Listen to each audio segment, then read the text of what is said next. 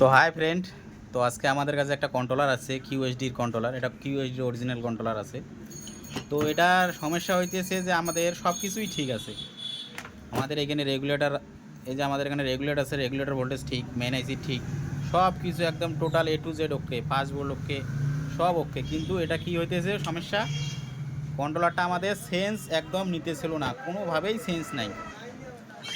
তো এটা আমি সব কিছু ভোল্টেজ দেখার পরে দেখলাম যে এই যে এখানে যে আছে আমাদের ব্রেক সুইচ, এই যে নেগেটিভ ব্যাক, এই যে আমাদের এখানে আছে এই যে এইচ ব্রেক সুইচ, আর শীতেশ এই যে আমাদের ব্রেক সুইচে আছে, এই ব্রেক সুইচে আমাদের পিএফ থাকে, ব্রেক সুইচে একটা পিএফ থাকে, আর আমাদের ব্যাকে একটা পিএফ থাকে। তো এই দুইটা পিএফ আমাদের লিকেজ হয়ে গেছে।